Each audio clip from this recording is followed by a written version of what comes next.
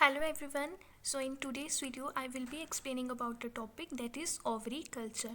So ovary culture क्या होता है कि culture of unfertilized ovary या ovaries to obtain haploid plant from egg cell. सो हम इसमें कौन सा कल्चरिंग करवाते हैं, अनफर्टिलाइज्ड ओवरीज की कल्चरिंग करवाते हैं, जिससे कि हमें फर्दर क्या मिलेंगे, हैप्लॉइड प्लांट सेल्स मिलते हैं। और वो अनफर्टिलाइज्ड ओवरी को हम क्या बोलते हैं, एग सेल बोलते हैं।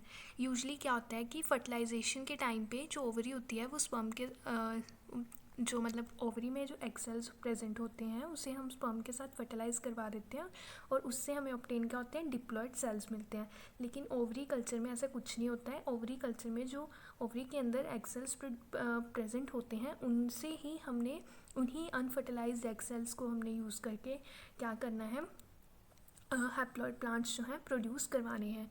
सो इसे हम बोलते हैं ओवरी कल्चर। और इसकी दूसरी डेफिनेशन क्या है, haploid cells of embryo sac is called as ovary culture. So हम ये भी बोल सकते हैं कि जो है एम्ब्रियो सैक के अंदर हैप्लॉइड सेल्स पड़े होते हैं, सो उसे हम क्या बोलते हैं, ओवरी कल्चर। और पूरे के पूरे प्रोसेस को क्या बोला जाता है, गाइनोजेनेसिस। ज़्यादातर जो गाइनो वर्ड होता है वो फीमेल्स के साथ रिलेट किया जाता है, तो इसी वजह से जो ओवरी कल्चर है उस पूरे प्रोसेस को हम क्या बोलते हैं, गाइनोजेनेसिस बोलते हैं। The first report of gynogenesis was by San Noeum in 1976। तो सैन नोइम साइंटिस्ट थे, उन्होंने जब फर्स्ट टाइम गाइनोजेनेसिस की और सक्सेसफुल भी थी, तो वो कौन सी क्रॉप में की थी, उन्होंने सबसे पहले बार्ले क्रॉप में की थी। सब्सिक्वेंटली जैसे जैसे सक्सेस मिलता गया फर्दर और भी क्रॉप स्पीशीज़ में जो थी गाइनोजेनेसिस प्रोसेस किया गया और haploid cell with the help of ovary culture बनाए गए। देन उसके बाद जैसे जैसे सक्सेस मिलता गया साथ ही साथ में मतलब बार्ले के साथ wheat, rice, maize, tobacco, petunia, gerbera, sunflower, sugar beet, rubber etcetera, इन सभी प्लांट्स में भी जो थी गाइनोजेनेसिस करवाई गई और हैप्लॉइड सेल्स प्रोड्यूस कराए गए।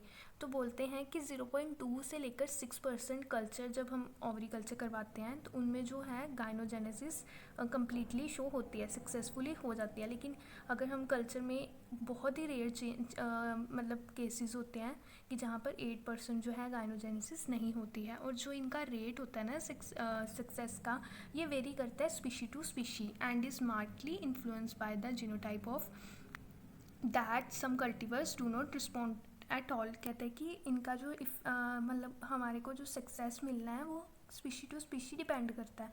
और कौन सी जो कल्टीवर मीन्स वैरायटी कौन सी है उसके ऊपर भी डिपेंड करता है, क्योंकि उसके जीनोटाइप के ऊपर ये है मतलब बेसिकली डिपेंड करता है कि हमें जो है सक्सेस किस तरह का मिलेगा गाइनोजेनेसिस से। एग्जाम्पल उन्होंने बोला है कि जैसे राइस में japonica genotypes are far more responsive than indica cultivars. So rice की जैसे 3 स्पीशीज़ हैं, जिपोनिका, इंडिका एंड जवानिका। तो उनमें से उन्होंने जापानिका और इंडिका की बात की है। जापानिका में क्या होता है, जीनोटाइप जो है ज़्यादा रिस्पॉन्स करता है उसका ओवरी कल्चर अगर हम करवाते हैं तो गाइनोजेनेसिस उसमें सक्सेस होती है। दैन इंडिका के साथ उन्होंने कंपेयर किया हुआ है, इंडिका की स्पीशीज़ के साथ। फर्दर वो क्या बोल रहे हैं, in most cases the optimum stage for ovary culture is nearly mature embryo sac.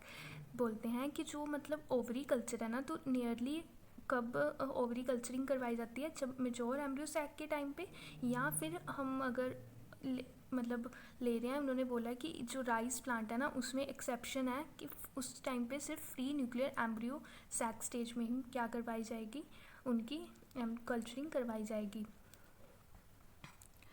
और कल्चरिंग के टाइम पे हम क्या कर सकते हैं, कोल्ड प्री ट्रीटमेंट दे सकते हैं 24 to 48 आवर्स का 4 डिग्री सेल्सियस। सनफ्लावर की एग्जांपल दी है और 24 hours at 7 degree Celsius in rice crop में।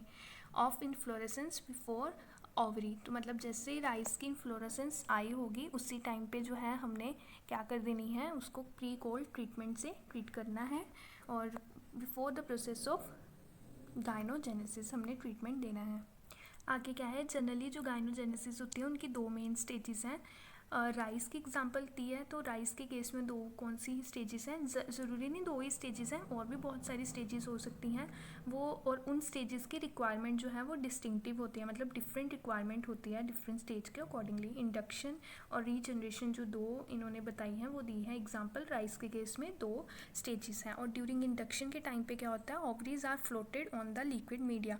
ओवरीज जो होती है ना, हम लिक्विड मीडिया के ऊपर उनको फ्लोट करवाते हैं हैविंग लो ऑक्सीजन, और उस टाइम पे उधर क्या होता है, ऑक्सीजन जो हार्मोन है उसकी कंसंट्रेशन लो रखी होती है, कैप्टिन डार्क, और उसके बाद हमने फ्लोट करवाने के बाद उस मीडिया के अंदर जहाँ हमने ऑक्सीजन डाला उसके ऊपर हम क्या डालेंगे, ओवरीज को डाल देंगे और उनको डार्क मीडिया के अंदर रख देंगे।